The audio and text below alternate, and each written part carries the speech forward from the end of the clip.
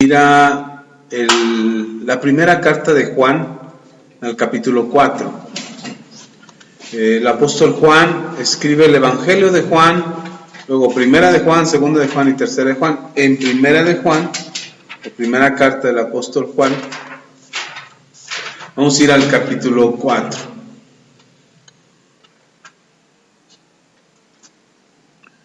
En la escritura del apóstol Juan, en este capítulo en particular, busca explicarnos acerca de cómo obra Dios en el ser humano, pero sobre todo cómo Dios quiere que el ser humano pueda conocer y experimentar el amor de Dios. En muchas ocasiones yo les he explicado y les he dicho y hemos aprendido que lo que dice la Escritura, que el amor del que habla la Biblia no habla del amor como un sentimiento. Sin embargo, tenemos un sentimiento que es muy parecido al amor, que es el enamoramiento. Incluso en nuestra carne tenemos algo que parece ser amor, pero que no es el amor, y es la atracción física o la atracción sexual. Esas similitudes que hay entre el enamoramiento y la atracción física o la atracción sexual con el amor hace que mucha gente se confunda en lo que es el amor. Y entonces a veces uno dice, amo a esa persona, pero en realidad no es amor, lo que tenemos es una atracción. O amo a esa persona y no es amor, lo que tenemos es enamoramiento. Y ese sentimiento que se confunde, que es el enamoramiento, y esa atracción que se confunde con el amor, nos hace no comprender a plenitud lo que es el amor. Sin embargo, el apóstol Juan, en su primera carta, aquí en el capítulo 4, trata de explicarnos cómo nosotros podríamos experimentar el amor, el verdadero amor, que no es un sentimiento ni que es una atracción, sino el amor que va más allá de ese sentimiento y de esa atracción, y que se vuelve tan sólido y tan importante en nuestras vidas que nos permite llevar a mejores decisiones y a mejores circunstancias lo que nosotros podemos expresar a través del amor. Ahora, no le voy a hablar del amor en sí. El apóstol Pablo en 1 Corintios capítulo 13 habla también del amor. Y la explicación que da el apóstol Pablo ahí en 1 Corintios capítulo 13, incluso algunos lo conocen como el Salmo del Amor, que es la explicación del apóstol Pablo de lo que es el amor, cómo lo define, a través de qué acciones se puede definir el amor y cómo podemos identificar lo que es amor y lo que no lo es. En estos dos pasajes de Primera de Juan, capítulo 4, del versículo 7 en adelante, y en Primera de Corintios, capítulo 13, podemos encontrar lo que es el amor. Es importante, lo menciono, porque a partir de lo que voy a enseñarles ahora, vamos a continuar después, primeramente Dios, acerca de lo que es el amor. Pero quiero partir primero del capítulo 4 de Primera de Juan, capítulo 4, versículo 1, donde el Señor habla a través de Juan acerca de lo que está por acontecer, de algo que tenemos que tener claro nosotros y que podamos identificar a lo que pertenecemos y quiénes somos. Una de las grandes necesidades del ser humano es saber a dónde pertenece.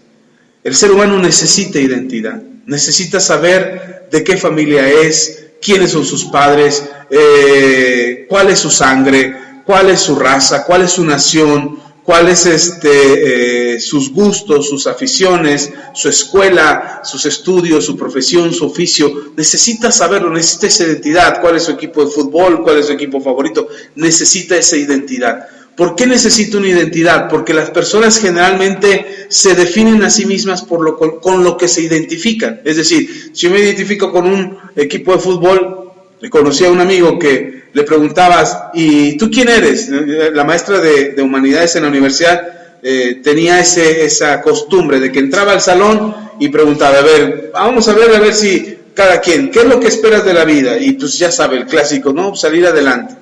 Y la maestra nos daba una regañada, ¿salir adelante de quién? Salgamos todos, pero después de él. Y entonces ya cuando salga del salón, ya salió adelante y nos balconeaba así, gacho. Y entonces, una de las preguntas que hacía es, ¿quién eres? Y entonces había un amigo que curiosamente, después de que uno dice, no, pues yo soy fulano de tal, mi nombre es tal, y así, No, pero ¿quién eres? No, pues soy fulano, no, pues sí, pero y entonces trataba de la maestra en este afán, Patricia Larrañaga se llama, trataba en este afán de hacernos reflexionar y de hacernos llegar a conclusiones más profundas, más allá de la existencia del ser humano y todo eso, nos hacía preguntas así medias capciosas. Pero había un amigo en la universidad que cuando la maestra preguntó ¿quién eres?, él lo primero que dijo fue: yo soy americanista de corazón.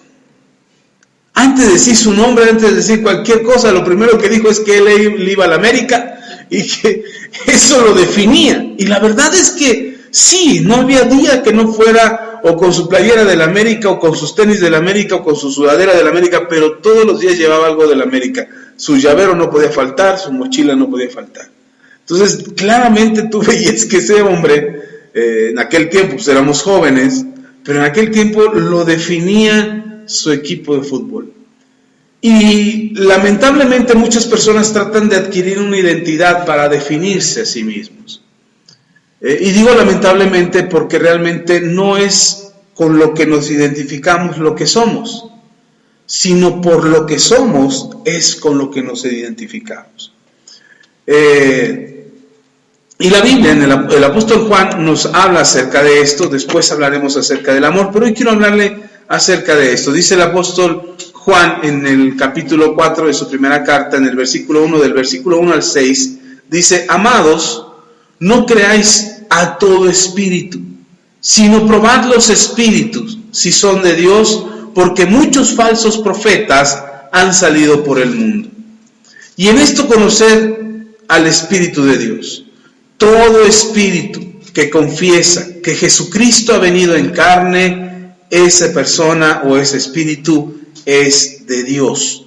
Y todo espíritu que no confiesa que Jesucristo ha venido en carne, no es de Dios.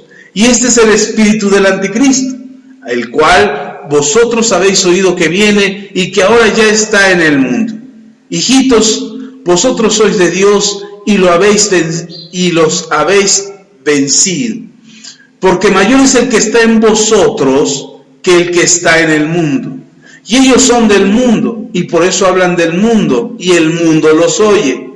Nosotros somos de Dios. El que conoce a Dios nos oye. El que no es de Dios no nos oye. En esto conocemos el espíritu de verdad y el espíritu del error. Estas palabras tan simples del apóstol Juan definen mucho acerca de quiénes somos nosotros y nos van a permitir a nosotros poder tener una identidad.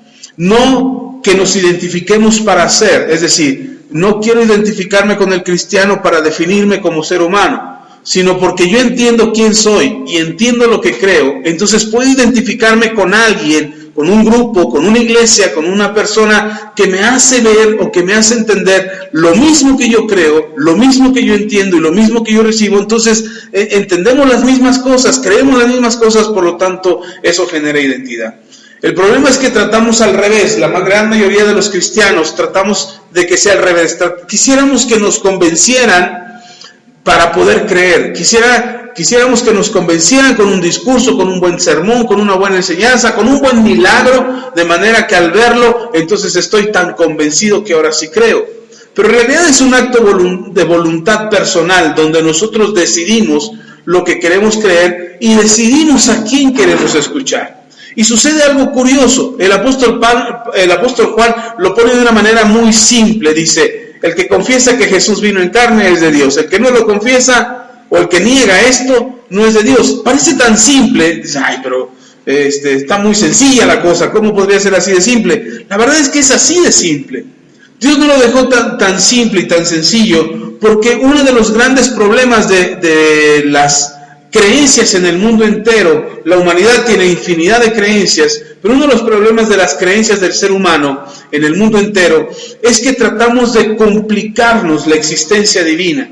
Y uno de los mayores, de las mayores preguntas o de las mayores cuestiones de la humanidad es demostrar o comprobar la existencia de Dios. Queremos que la existencia de Dios sea comprobada y por lo tanto hasta que se demuestre que es real, que existe, que es verdadero, hasta entonces creo. Pero La complicación surge no porque Dios tenga complicaciones para demostrar que Él existe, sino porque el ser humano, cuando exige una evidencia, de repente viene esa evidencia que estaba pidiendo, y cuando ya tiene la evidencia que pidió que le fuera dada, no le es suficiente y entonces pide otra. Y entonces después pide otra, y se le demuestra con la que pidió, y pide otra, y después exige otra más grande, y cada vez quisiera evidencias más grandes, porque en realidad su intención no es creer, sino su intención es que en algún momento no se le logre demostrar la existencia de Dios, y decir, ya ves, Dios no existe, entonces no creo. Entonces ese es el afán del ser humano, porque el ser humano en su interior tiene la capacidad de creer, y en su voluntad tiene la capacidad de decidir en qué creer. Entonces, cuando tratamos de demostrarle al ser humano la existencia de Dios, el ser humano siempre te va a pedir una evidencia mayor después de la que te pidió. Yo recuerdo, pues ayer en la de matrimonios, un hermano decía, tuvo un problema, nos contaba su testimonio y nos decía que su esposa estaba hospitalizada, y entonces ahí oró sin saber cómo orar, y oró y le pidió a Dios y le dijo a Dios, si tú me devuelves a mi esposa, porque él sentía que su esposa moría, si tú existes en verdad y me devuelves a mi esposa, entonces yo voy a creer en ti. Y resulta que la esposa regresó de la enfermedad en la que se encontraba, casi murió en aquel entonces, y regresa, y entonces él decide creerle a Dios. Pero anoche que el hermano platicaba eso en la reunión de matrimonios, me hizo recordar todas las veces que yo le dije a Dios, si en verdad existes, hazme esto.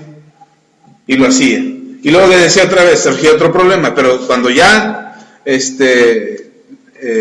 me demostraba su existencia, y yo le decía, si en verdad existes, hazme esto, y entonces yo te voy a servir, o yo voy a creer en ti, o yo voy a predicar de ti, o yo voy a hacer lo que tú me pidas, y me voy a portar bien. Y todas las evidencias que Dios me demostraba, o que Dios me hacía saber que Él era real, cuando ya me lo demostraba, a mí se me había olvidado lo que yo había dicho.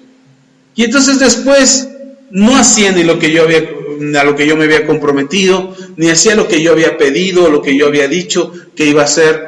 Entonces, vez tras vez, la petición, la misma petición, se convertía en una mayor, y en una mayor, y en una mayor. La verdad es que de todas esas veces que yo le dije a Dios, si en verdad existes y eres real, demuéstramelo así y así, y cuando Él lo demostraba, yo no cumplía mi parte, nunca la cumplí.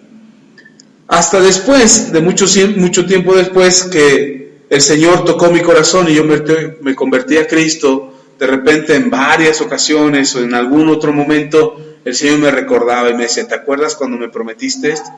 Yo, ¿cuándo? ¿Yo qué te dije? ¿Yo en qué momento? Sí, mira, estabas aquí, y hasta me llevaba el momento, en mis recuerdos y en mi memoria, me llevaba el momento en que yo había dicho eso, y me recordaba todo lo que había pasado y lo que yo había dicho, y dije, sí es cierto, yo lo dije. Y entonces el Señor decía, pues es el tiempo de cumplirlo. Es el tiempo de hacer lo que me pediste, es el tiempo de cumplir tu parte. Y yo decía, ahí en la torre, Dios se toma en serio o muy en serio las promesas que uno hace, o los acuerdos a los que uno llega. Les comento esto porque precisamente ese sentir es lo que mucha gente ha tenido a lo largo de los años. Le pedimos a Dios evidencias de su existencia, y cuando Dios nos demuestra su existencia, nosotros subimos la vara más alta. Y después decimos, bueno, ahora demuéstrame esto. Ahora demuéstrame esto, y ahora demuéstrame esto, y hasta que quisiéramos que Dios bajara del cielo en una nube y dijera, aquí vengo, soy Dios, y me aparezco a ti, y quisiéramos que llegara ese momento. Por eso Dios dice, es que no es tan complicado. No es tan complicado conocer a Dios, ni comprobar su existencia. Lo único que necesitas es creer que Jesucristo vino en carne. Es lo único que necesitas. Y entonces conocerás a Dios. Si no crees esto, no vas a conocer a Dios, porque el único camino para conocer a Dios es Jesús. Y entonces necesitas creer en Jesús y creer que Jesús vino en carne para poder acercarte a Dios y poderlo conocer. Por eso dice el Señor, a través del apóstol Juan en el versículo 1, dice, amados, no creáis a todo espíritu, sino probad los espíritus, si son de Dios, porque muchos falsos profetas han salido por el mundo.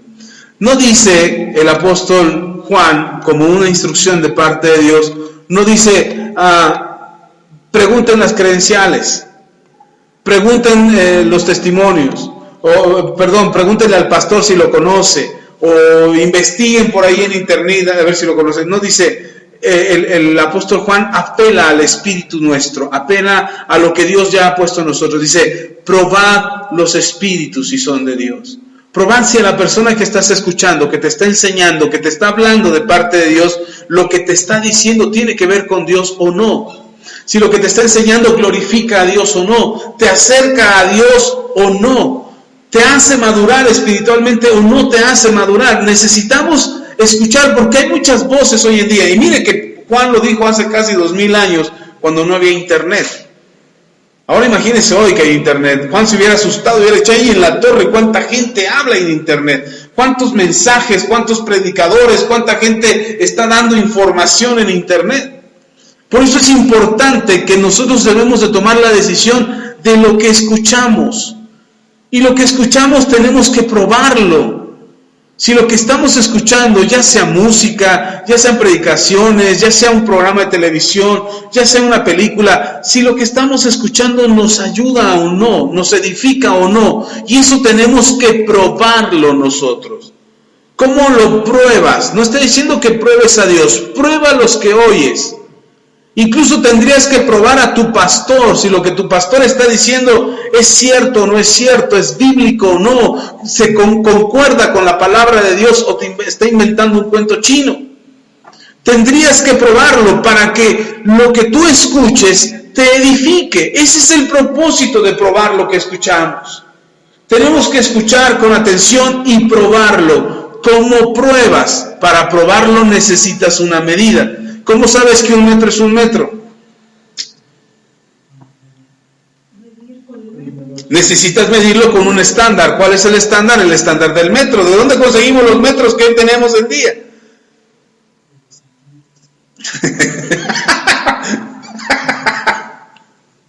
No, el estándar, la medida del metro.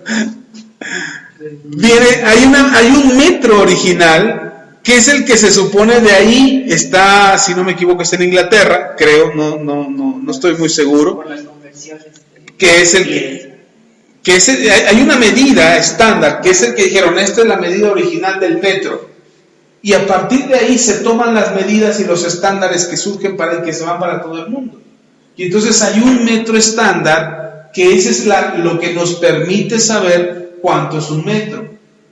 No sé si eso pasa con el metro, pero creo que pasa con la pulgada y con el pie del sistema métrico inglés. Pero el métrico decimal no estoy seguro dónde esté ese estándar. Pero hay un estándar y a partir de ahí se mide en todo el mundo ese estándar. Entonces necesitamos una prueba, una medida. Entonces cuando necesitamos probar a alguien que nos enseña y cuando escuchamos algo que nos está siendo enseñado, necesitamos probarlo. ¿Cómo lo probamos? ¿Cómo comprobamos que lo que se nos está diciendo es de Dios? Hay una medida, hay un estándar, que es la palabra de Dios. Lo que yo estoy escuchando, lo que estoy recibiendo, tiene que concordar con la palabra de Dios. Para que cuando yo lo escuche y lo pruebe, entonces ahí yo puedo comprobar o puedo darme cuenta si lo que estoy escuchando es correcto o no, está bien o no. Pero algo que es importante y que quiero que noten es que el apóstol Juan nos hace responsables a nosotros. Nos dice, tienes que probarlo tú. No dice, ve y pregúntale a tu pastor y que tu pastor lo pruebe. No, nos dice a nosotros, pruébalo. Prueba lo que estás escuchando. Cerciórate de que lo que escuchas es cierto o no, porque hay muchos profetas que han salido por el mundo diciendo cantidad de cosas y no todo lo que se dice tiene que ver con Dios. Ahora, uno pudiera decir, bueno, ¿y cómo puedo hacerme responsable para medir, para probar, para saber si lo que escucho es bueno o no? Por eso dice en el versículo 2, en esto conocer el Espíritu de Dios. Lo que necesitamos es al Espíritu de Dios. Y entonces el Espíritu de Dios dice, hay una medida para poder determinar si lo que estás escuchando es de Dios o no. ¿Cuál es la medida? ¿Con qué lo pruebas? ¿Con qué te cercioras, de que lo que estás escuchando viene de Dios o no? Ahí está la medida. 1. Todo espíritu que confiesa a Jesucristo, que Jesucristo ha venido en carne, es de Dios. Si en el mensaje que escuchas, si en la palabra que escuchas, se asegura y se garantiza y se afirma que Jesucristo es el Señor, que vino en carne, que Dios lo envió a la tierra para anunciar el evangelio de salvación y que murió al tercer día, pero resucitó al tercer día y ahora está a la diestra de Dios, ese mensaje es de Dios. Quizás sea enredado, quizás sea complicado, quizás sea difícil de desenmarañar, quizás sea complejo para descifrar, pero viene de Dios. Entonces, algo que debemos de tener cuidado es a quién escuchamos. Hoy se puso muy de moda, no de ahorita, sino de hace más o menos yo lo empecé a ver con mayor fuerza hace más o menos unos 10 años. Se empezó a poner de moda el ser cristiano. Ser cristiano era una moda. Veías artistas famosos, conferencistas, veías mucha gente que confesaba y decía que eran cristianos, que se habían convertido a Cristo, que habían encontrado a Jesús como su Salvador y que habían encontrado una oportunidad de cambio y de transformación para sus vidas. Y entonces muchos cristianos se emocionaban y decían, ¡wow! Dios está salvando a los famosos. Incluso llegaron a haber presidentes de naciones que decían que era importante que la oración volviera a su nación, que la Biblia volviera a su nación, y hacían confesiones que más bien parecían confesiones cristianas. Y entonces de repente el cristianismo se puso de moda. Hoy en día, de repente oímos a más gente, más famosos, como hay internet y redes sociales, hoy es más visible escuchar a gente que dice que es cristiana, que se convirtió a Cristo, que está cambiando su vida, que ahora va a una iglesia, pero eso no significa que realmente haya un cambio en su vida. Todos nosotros enfrentamos la decisión de acercarnos a Dios o no, todo ser humano. En nuestra naturaleza estamos diseñados para ello. Pero hay una gran diferencia entre acercarse a una religión y acercarse a Dios. Y algo que propone el apóstol Juan es: necesitamos acercarnos a Dios. Lea conmigo.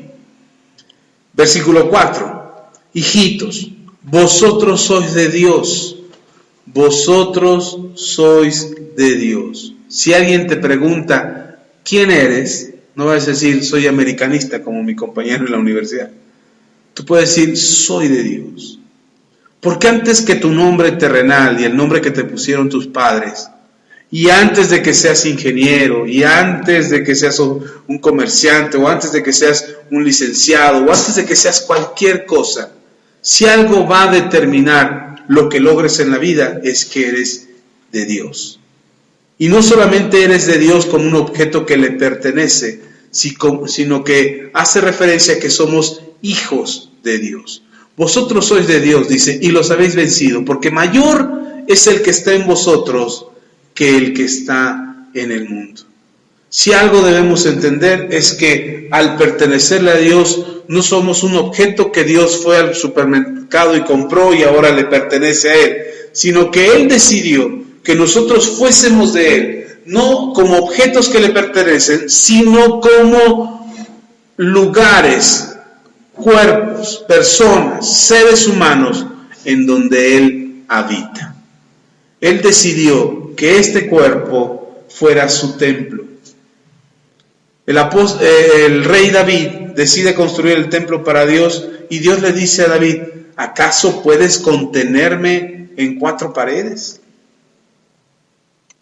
¿Me quieres construir un templo para recluirme ahí en el templo como si pudieras contenerme en 4 paredes? Cuando la tierra es el estrado de mis pies y las nubes es mi trono. ¿Quieres contenerme en un lugar encerrado y pensar que yo voy a estar ahí porque tú decidiste que ahí esté yo?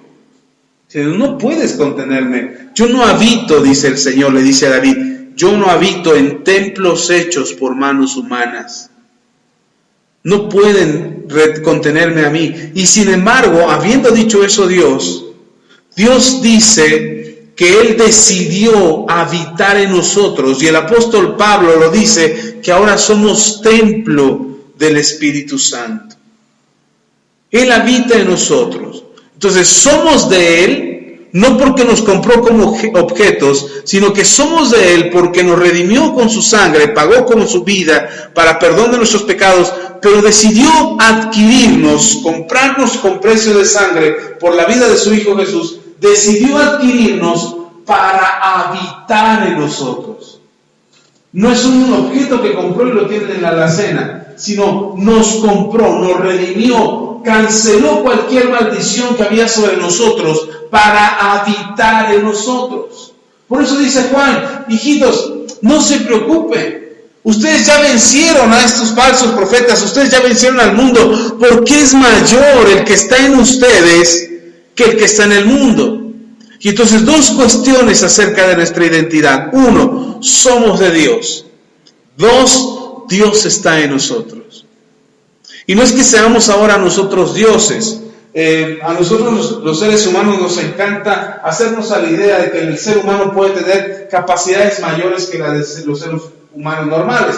Por eso nos inventamos historias como la de los superhéroes, la de los semidioses, la de los dioses a nuestra conveniencia, donde el ser humano se hace una idea de cómo pudiera ser el ser humano poderoso, con poderes, sobrenatural, mayor, un semidios, un tipo Hércules o un Superman, donde es más factible que el ser humano sobrepase sus capacidades. Al ser humano le encanta esa idea. Nos encantan los superhéroes, nos encanta creer que hay poder mayor en el ser humano, que podemos alcanzar poder mayor. Nos encanta esa idea, pero nos encanta a la manera que nosotros lo concebimos. Es decir, me encanta a mí creer en un Batman, por ejemplo. Me encanta creer en un Batman porque Batman es un hombre normal, pero que es impresionantemente poderoso. ¿Por qué es poderoso Batman? Porque tiene mucho dinero. ¿Cuál es el poder de Batman? El dinero. Eso es lo que tiene. O Iron Man es la misma idea. Lo que tiene es dinero, y entonces con el dinero que tienen se construyen unos super trajes y unas super naves y unos super sistemas de todo lo tienen, de sistemas de computadoras y todo lo tienen, y entonces se vuelven muy poderosos. Claro, no demerito su habilidad física y todo lo que implica, ¿no? Sus capacidades intelectuales, eso también es parte de ello. Pero al ser humano le encanta, a los niños les encanta ver superhéroes, porque los superhéroes van más allá de la capacidad humana. Y entonces nos hacemos a la idea de estos superhéroes, pero que están hechos a nuestra conveniencia. Superman, Aquaman, Mujer Maravilla, cualquier superhéroe, todos ellos tienen capacidades mayores a las de los seres humanos. Algunos dioses, algunos semidioses, algunos resultado de algún experimento químico, algunos de algún accidente, en fin. Pero todos tienen un poder mayor. El asunto es que no podemos explicar cómo llega ese poder, más que de manera sobrenatural, a través de un accidente, a través de una sustancia, a través de que sean de otros planetas. Pero que el ser humano alcance otro poder, no. El ser humano por sí no tiene otro poder. Necesita recursos, porque incluso los héroes que no tienen poderes se vuelven insignificantes. Para muchos, no estoy diciendo que para todos, pero para muchos se vuelven insignificantes. Y en cambio aquí el apóstol Juan nos habla de superpoderes. Nos dice: ustedes han vencido a los malos, como los superhéroes, han vencido a los malos por una razón, porque Dios está en ustedes. Y entonces al estar Dios en ustedes, ustedes pueden vencer a los malos. Esta es la parte que no nos convence del todo, porque quisiéramos ver su poder saliendo de nuestras manos, que haga que ese superpoder de Dios en nosotros nos haga superhumanos o superpersonas que nos ayuden a vencer. Pero mire lo que dice el apóstol Juan: ellos son del mundo, por eso hablan del mundo y el mundo los oye. Pero dice: nosotros somos de Dios. El que conoce a Dios nos oye. El que no es de Dios no nos oye. Uno de los problemas que tenemos los cristianos es que tratamos de aconsejar a los no cristianos.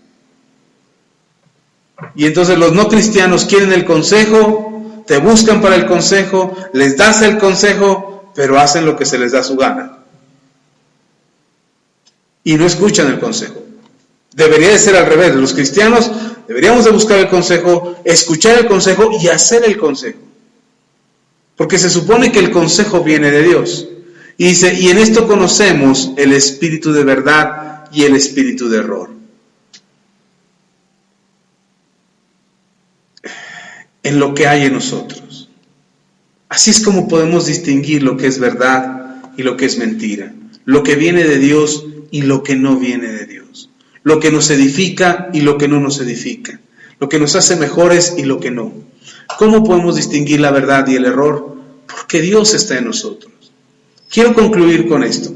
Quiero regresarme al versículo 3. Dice, y todo espíritu que no confiesa que Jesucristo ha venido en carne no es de Dios. Y este es el espíritu del anticristo, el cual vosotros habéis oído que viene y ahora ya está en el mundo. El apóstol Juan habla del espíritu del anticristo. No habla de la persona del anticristo, no en este pasaje. En este pasaje habla del espíritu del anticristo. ¿Qué es el espíritu del anticristo? Es toda esa sensación, toda esa conducta y ese comportamiento humano que niega la existencia de Jesús. Todas las personas, todos aquellos que niegan la existencia de Jesús como el Hijo de Dios, como el Salvador del mundo, porque hay quienes sí reconocen, como por ejemplo los musulmanes reconocen a Jesús.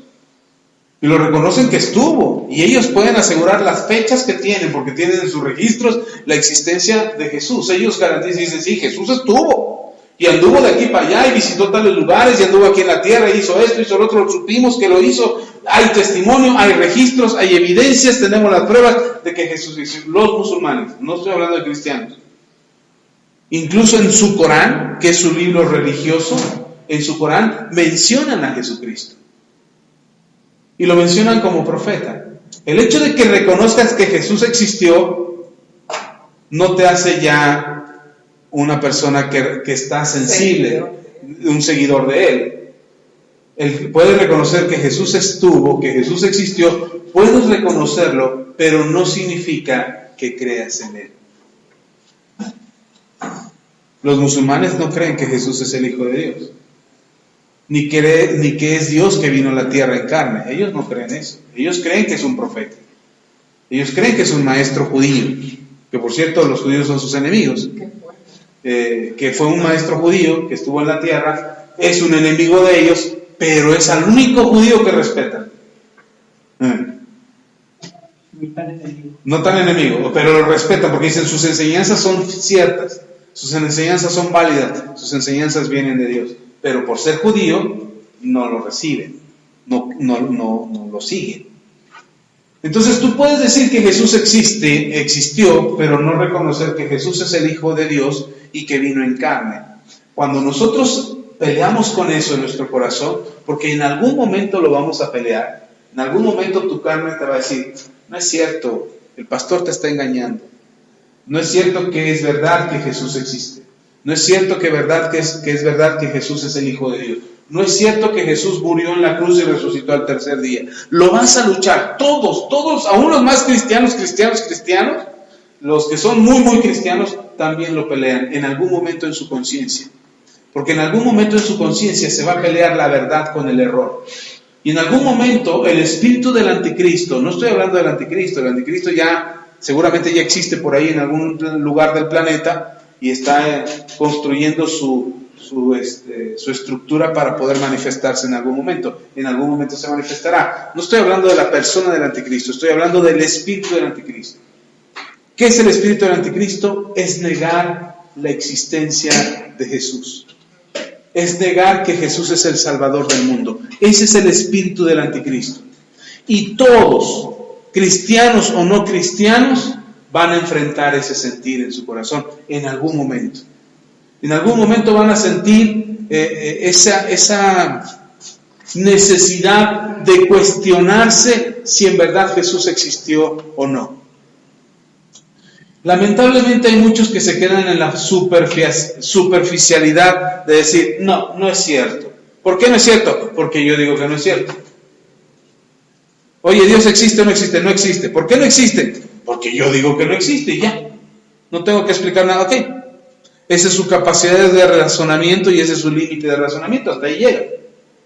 Pero me ha sorprendido que los científicos, muchos de los científicos que profundizan más en las ciencias exactas, no en la filosofía, no en la parapsicología, no en la psicología, no, en ciencias exactas, donde A más B es C. Esa es una ciencia exacta. Aquí y en China. En China es lo mismo, A más B es igual a C. Siempre. Esa es una ciencia exacta. Demostrable en cualquier parte del mundo y en cualquier parte del universo. Entonces, muchos de los científicos que han profundizado en las ciencias exactas, muchos de ellos han llegado a la conclusión de que Dios existe. En cambio, grandes filósofos de la humanidad, grandes pensadores de la humanidad, dicen, no, Dios no existe. ¿Por qué? Porque no. Mientras un científico que dice A más B es C, dice, Dios existe, sí, Dios existe. ¿Por qué? Mira, encontré esto, mira, me falta descubrir esto, hay preguntas que no podemos resolver, hay cosas que no hemos podido llegar a conclusiones, hay cosas que son de manera inexplicable y suceden, no hay otra forma, no puede ser el azar es caos.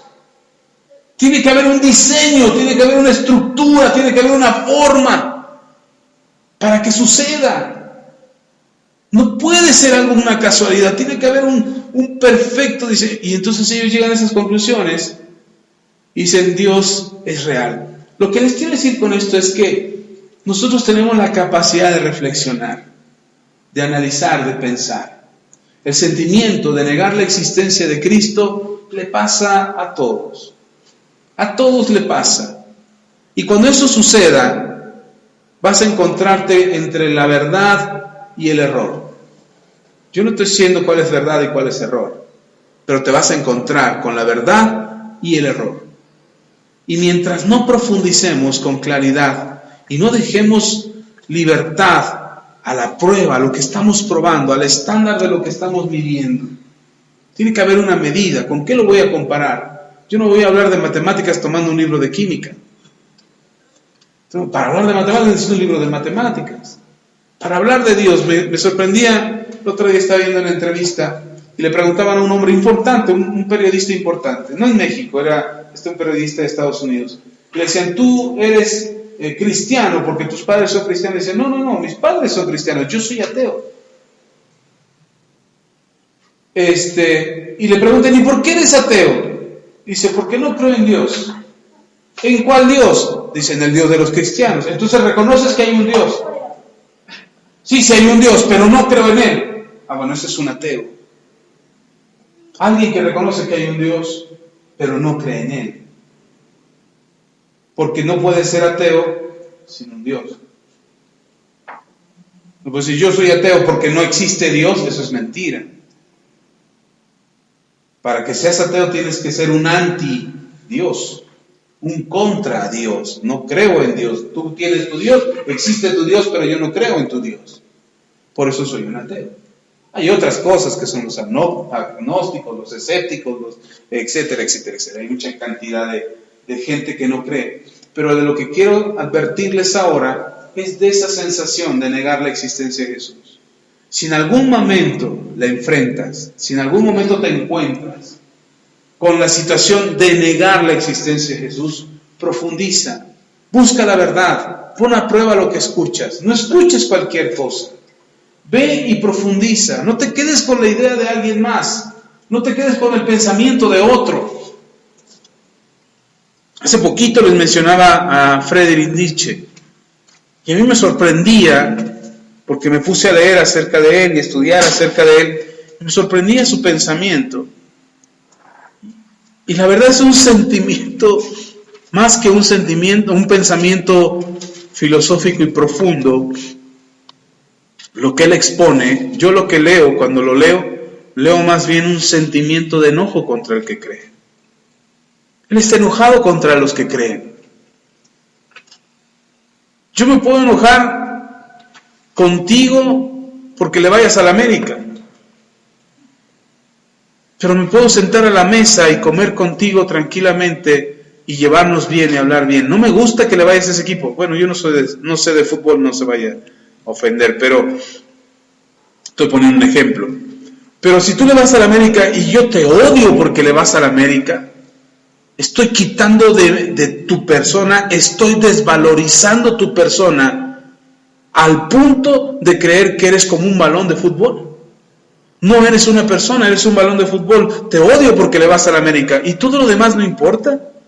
Tu capacidad, tu matrimonio, tu inteligencia, tus habilidades, tus fuerzas, eso no importa. Pero porque le vas a la América te odio. Lo que hizo Nietzsche fue eso. Bajar al ser humano a la condición de un objeto, no de una persona. Porque él dice que todo aquel que cree en Dios es un tonto, es un inútil, es alguien subyugado a la ideología religiosa. Y lo demás no importa. Sus capacidades, sus talentos, su familia, sus sentimientos no importan. Y descalifico a una persona simplemente porque cree en Dios. Esa es la desvalorización del ser humano. Por eso tienes que analizar, y no le cito a Nietzsche porque es uno de los más famosos, pero hay cantidad de filósofos que menosprecian a aquel que cree. Dicen, son tontos, son inútiles, el ser humano por eso no avanza, está sujeto a una religión y confunden una cosa con otra. Su enojo, sus sentimientos, su frustración, su coraje, lo confunde para que generalicen de una manera y se contradigan ellos mismos de otra. Pero el ser humano es más valioso. Y en la Biblia, en ningún pasaje de la Biblia, usted puede encontrar que el Señor te impulsa a una religión. El Señor te impulsa a una vida, a un estilo de vida, a un conocimiento de la verdad. El mismo Señor Jesucristo apelaba a eso, a la verdad. Y Él decía, conoceráis la verdad y la verdad os hará libres. Y eso lo usan hoy hasta los filósofos que no creen en Dios. Cuando Jesús lo dijo hace más de casi 2000 años, pero no más, casi 2000 años. Y el ser humano es sorprendido e impactado por la filosofía. Yo no digo que no use la filosofía, ni que no la conozca, ni que no piense, ni que no reflexione, ni que no medite. A lo que voy es que, cuidado, porque hay un sentimiento, hay un espíritu que se mueve en la conducta de la persona que se llama el espíritu del anticristo. Y el espíritu del anticristo lo que está buscando es que tú niegues la existencia de Dios. Puedes encontrarte en esa incertidumbre en algún momento. En algún momento puedes decir, ¿será que Dios existe? Y sientas que Dios no existe. Y a lo mejor haya pruebas o haya sentimientos o haya circunstancias que te hacen pensar que Dios no existe. Puede que lo experimentes en algún momento. Y no es malo, ni te estás condenando al infierno. Pero lo que es importante es que no te conformes al pensamiento de alguien más, sino que conozcas la verdad. Y la verdad te llevará al pensamiento real y honesto y sincero de tu existencia y de la existencia de Dios. No se trata de convencerte de que creas en Dios. No se trata de convencerte de que creas en Jesús. Se trata de que tomes la decisión de acercarte a Él, de buscarlo a Él, de prepararte para Él, por tu propia cuenta. Ahora, hay una gran ventaja en tener una iglesia y un lugar donde congregarnos. Hay una gran ventaja porque podemos reunirnos los que creemos lo mismo. ¿Aquí quiénes se reúnen? Los que creen en Jesús. ¿Y de qué vamos a hablar? De Jesús. ¿Y qué vamos a repasar? De Jesús. ¿Y qué vamos a aprender y a crecer? De Jesús. Entonces ahí tenemos una gran ventaja. Yo no tengo que andar yéndome a meter a un lugar donde me dicen Dios no existe. Porque entonces, además de estar incómodo, porque van a decir, a ver, levanta su mano los que creen en Dios. Y como nadie levanta la mano, pues ni yo la levanto. No vaya a ser que me agarren entre todos y me echen un montón. Entonces, el reunirnos en un lugar como este nos permite afirmar nuestra fe, conocer la verdad, aprender de Dios, saber de Él y saber que estamos peleando contra ese espíritu que nos dice Dios no existe. Y cada vez lo vamos a oír más fuerte y cada vez va a ser más claro. Mira, hace 2000 años Juan dice, ya anda ahí, ya anda por ahí suelto en el mundo. Hace casi 2000 años. Y ahora que estamos más cerca de la manifestación, ahora sí, de la persona del anticristo, porque la Biblia dice que se va a manifestar un anticristo. ¿Qué es un anticristo? No es el mismo espíritu del anticristo. El espíritu del anticristo te hace negar la existencia de Jesús como Hijo de Dios y Salvador de la humanidad. La persona del anticristo lo que va a hacer es querer ocupar el lugar de Jesús. Y entonces va a hacer señales, va a hacer prodigios, va a manifestarse con poder, va a ser muy encantador, va a tener mucho carisma, va a convencer a reyes y a gobiernos y a naciones. Y eso es lo que va a hacer. Religiones se van a alinear con él, religiones le van a creer a él y van a decir, ah, caray, este está bueno, hay que seguirlo. Pero en realidad lo que él está buscando, la persona del anticristo, lo que está buscando es ocupar en el mundo el lugar de nuestro Señor Jesús, que son dos cosas distintas. Pero el espíritu del anticristo existe hace casi 2000 años. El anticristo está a punto de manifestarse. La persona del anticristo. ¿Qué hacemos? Ay, pastor, esto está de miedo, el apocalipsis, el fin del mundo. No, no está de miedo. Son cosas que usted tiene que saber, que tiene que entender y que tiene que tener el conocimiento para no dejarse convencer por ninguna persona que les quiera convencer de que Jesús no existe. Porque incluso se atreven a decir, a ver, ¿tú crees en Jesús? Y tú le dices, sí, demuéstrame que Dios existe. ¿Por qué te voy a demostrar que Dios existe? No, pues tú crees. Pues si yo creo y yo estoy convencido. Pues demuéstrame. ¿Para qué te voy a demostrar? ¿Para convencerme? Le digo, no te voy a convencer. Yo no te voy a convencer a ti de nada. ¿Quieres convencerte? Dile al Espíritu Santo, convénceme.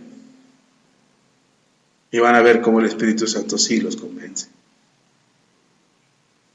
Tú no tienes que convencer a nadie. No tienes que demostrarle a nadie que Dios existe. ¿Está conmigo? Ahora, ¿cómo hacemos para mejorar nuestra situación, nuestras emociones, nuestras sensaciones? ¿Cómo hacemos? Busquemos a Dios, dice el apóstol Juan.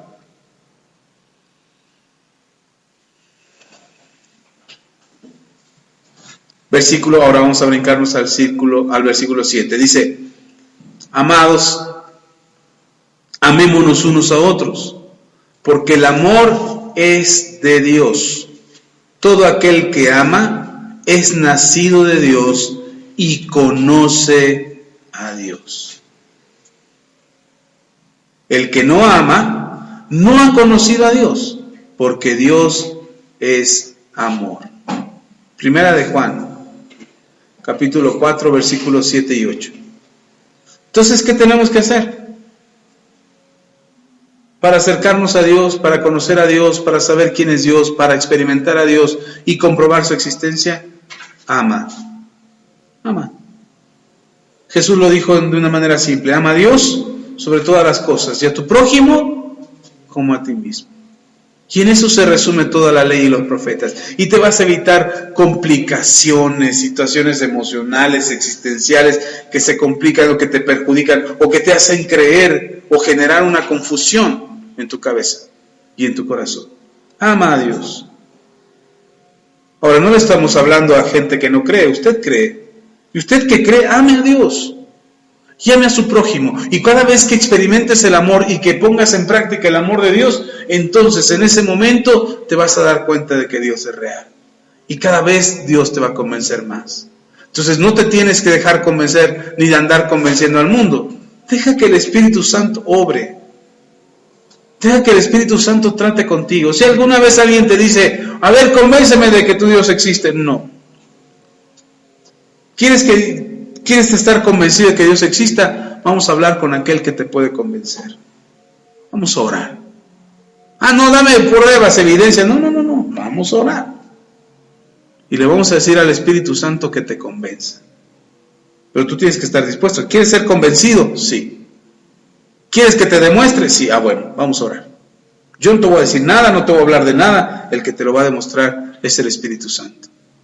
Y hermano, cuando el Espíritu Santo nada más está esperando que alguien esté dispuesto. Lo acabamos de leer arriba.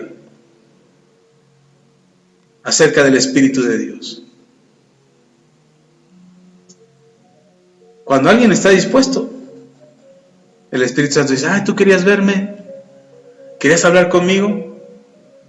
¿Querías que te demostrara que Dios es real?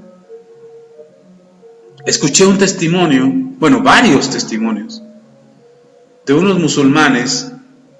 ¿Saben quiénes son los musulmanes? Los que creen en Alá. Sí, los que leen el Corán. Ellos son descendientes de Abraham también, pero separados de los israelitas, y ahora enemigos de los israelitas. Pero en un poblado fue un predicador cristiano, musulmán, ex musulmán, ya no era musulmán, ex musulmán, que se convirtió al cristianismo, llegó a su ciudad de origen y empezó a predicar. Lo agarraron entre varios líderes locales y lo apedrearon, casi lo matan. Y cuando estaba casi muriendo, se acercan los líderes y le dicen: ¿por qué estás predicando a Cristo? ¿Por qué? Y dice: porque me mandó Cristo. Y dice: pero no debes de estar aquí somos musulmanes. Está bien, pero a mí me mandaron a predicar aquí, yo vine a predicar aquí. Y le dijeron: entonces, ¿qué pensabas hacer? Nada, darles el mensaje. ¿Y querías convencernos de ser cristianos? Dice: no, yo solamente vine a dar el mensaje. Dice, y le dijeron los líderes: porque ni tú ni nadie nos va a convencer de ser cristianos. Y el predicador cristiano solamente le dijo: sí, hay alguien que los quiere convencer, y es el Espíritu de Dios.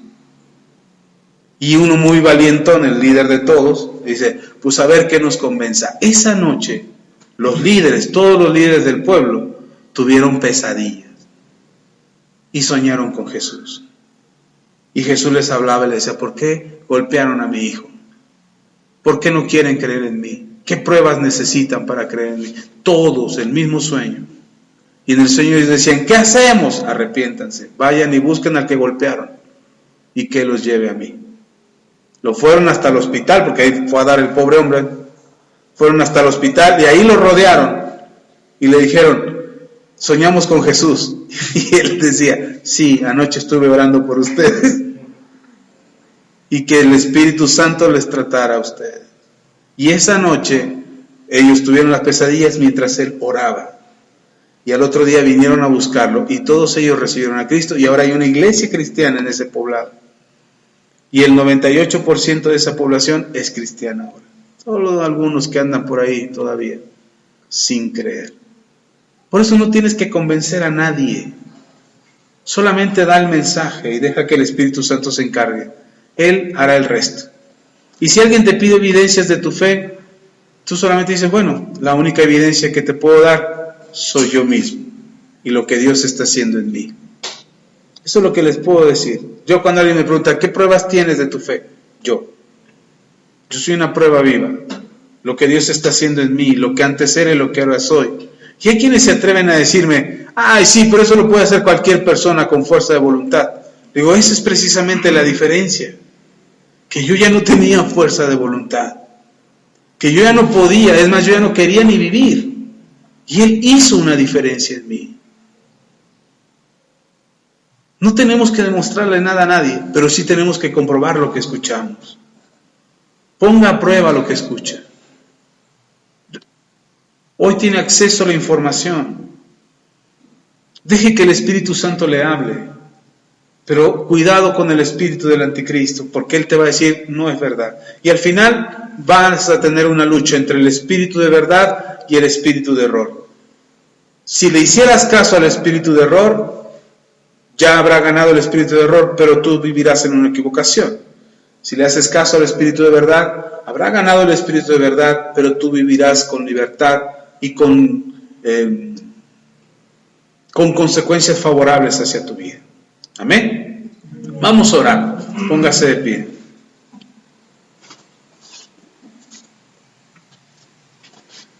Y termino con este versículo, el versículo 12 del capítulo 4, versículo 10, dice: nadie ha visto jamás a Dios. Me encanta lo que dice Juan. Dice: nadie ha visto jamás a Dios. ¿Quién ha visto a Dios? Dice Juan: nadie. En una ocasión Felipe le dice a Jesús: Señor, muéstranos al Padre y con eso nos conformamos. Y Jesús le responde a Felipe: Felipe, ya llevo tanto tiempo con ustedes ¿Y no has visto al Padre? ¿Y no conoces al Padre? Me has visto a mí, y así como yo soy, así es el Padre. Y es verdad lo que dice Juan cuando dice nadie ha visto a Dios. Sin embargo, hoy podemos saber cómo es Dios, sabiendo cómo es Jesús. Amén. Vamos a orar. Padre, te damos gracias. Gracias por tu palabra, porque tu palabra es verdad.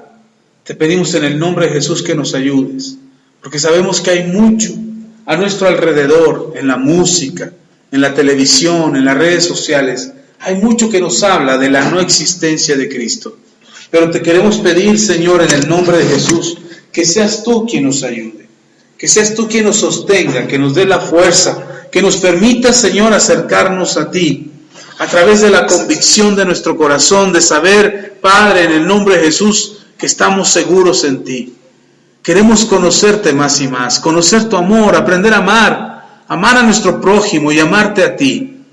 Porque si estamos en ti y tú estás en nosotros, no necesitamos andar buscando identidad en algo ajeno a ti, porque en ti, Señor, sabremos quiénes somos y a dónde pertenecemos. Gracias, Señor. Te pido que tu Espíritu Santo inunde el corazón de mis hermanos y de mis hermanas y llenes sus vidas con tu presencia, de manera que ellos puedan experimentar, Señor, la plenitud de lo que son, del diseño perfecto de tu voluntad. En el nombre poderoso de Cristo Jesús. Amén y amén.